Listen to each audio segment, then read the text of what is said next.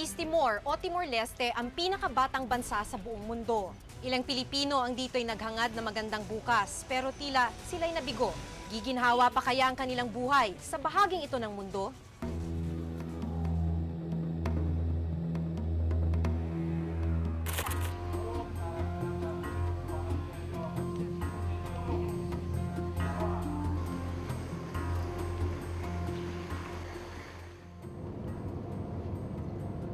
Mahigit kalahating dekada matapos madeklara ang kalayaan ng East Timor o Timor-Leste mula sa Indonesia, patuloy pa rin ang pabugso-bugsong kaguluhan sa pinakabatang demokrasya sa mundo.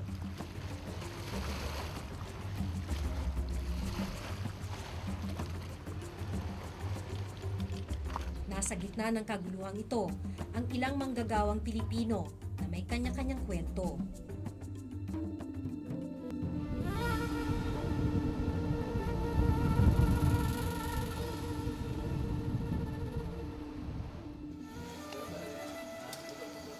Punta kami sa dagat, mamamara ng isda. Maghahating gabi na, ganitong eksena sa isang liblib na lugar sa Dili, ang kabisera ng East Timor.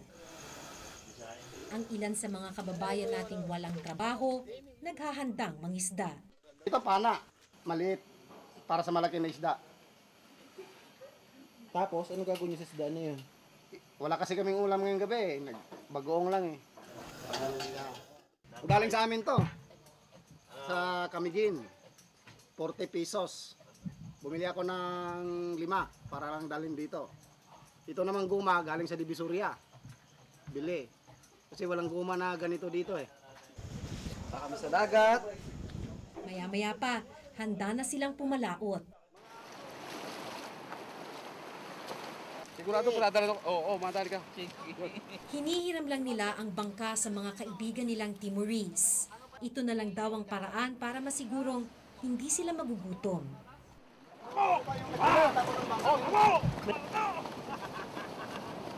O bakit tumigil? Mabigat eh. Mabigat. Umulan kanina eh. Ganito talaga ang buhay ng Timor. Di tulad ng mga bangkang pangisda sa Pilipinas, mabigat ang bangkang nahiram nila. Hubog kasi mula sa buong puno ang bangka. Wala kaming ulam, kaya manguhuli kami. Pagbalik namin mamaya, ang lalaki ng isda. Ganyan kalalaki, oh. Oo nga.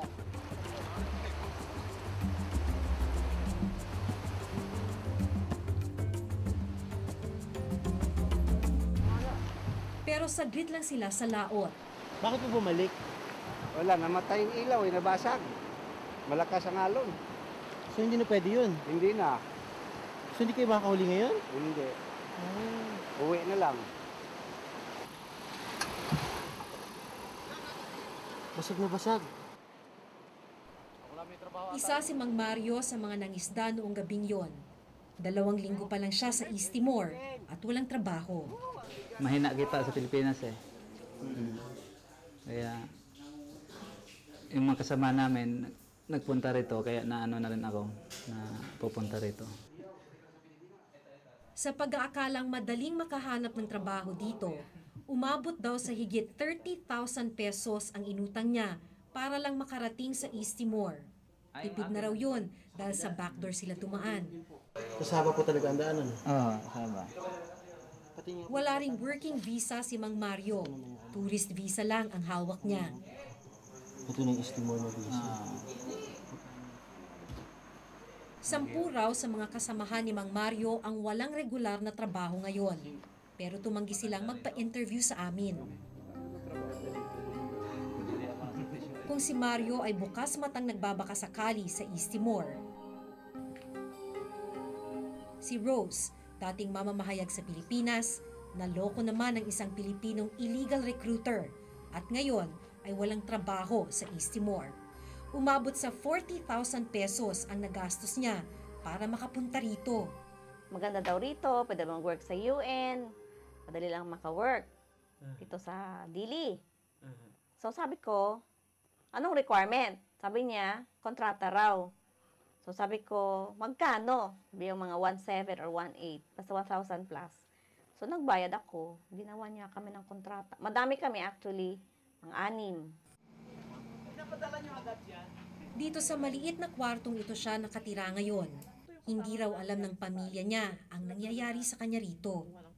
Bakit niya po hindi sinasabi? Eh, syempre, semplang yun, no? Parang, ano ba? Nagpunta naman sa abroad, tapos ganun ang nangyari. Bukod sa tulong ng mga kasama niya sa simbahan, pananampalataya na lang daw ang tanging pinanghahawakan niya sa pakikipagsapalaran sa bansang ito. Tulad ni Rose, biktima rin si Jeruve ng Pilipinong illegal recruiter. Narecord kami ng isang Pilipina na ang sabi niya maganda raw dito, malaki raw yung sahod dito. Ayun naman, naniwala kami, ayun, napunta kami dito. Tapos, napunta kami dito, akala naman totoo yung sinasabi na yun pala hindi. Pinasok niya kami sa, yung parang bar and restaurant.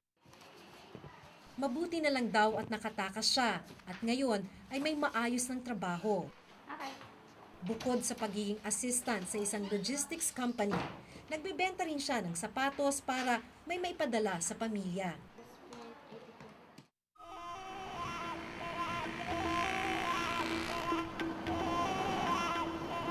Sa huling bilang, lagpas 5,000 Pilipino ang nasa East Timor ngayon. Hindi pa kasama rito ang mga iligal. Sa kabila ng tagumpay ng marami sa mga kababayan natin sa bansang ito, marami ring problemang kinakaharap ang ilan sa kanila. Isa na ang seguridad.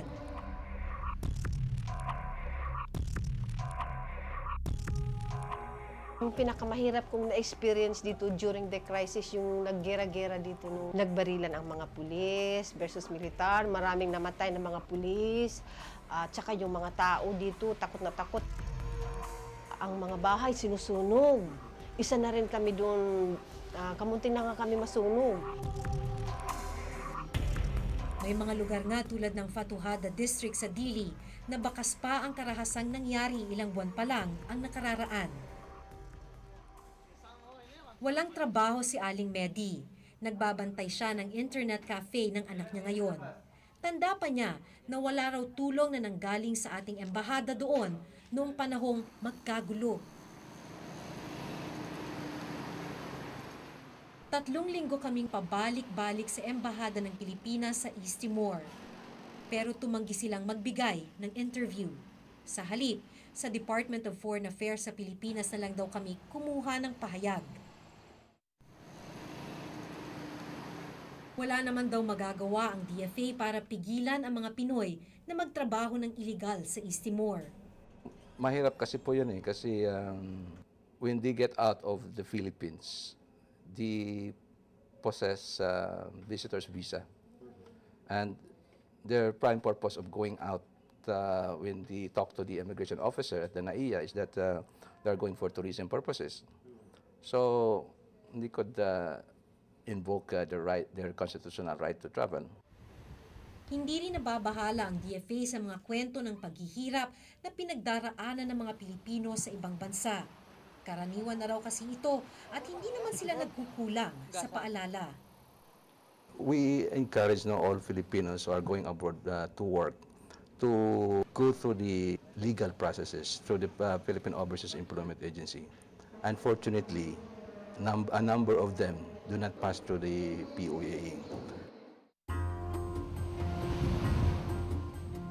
Ang tila pagwawalang bahala ng mga kinauukulan, nagpapalala sa sitwasyon ng mga Pilipinong nasa East Timor na ang tanging pangarap ay mapabuti ang kanilang buhay at kabuhayan ng kanilang pamilya.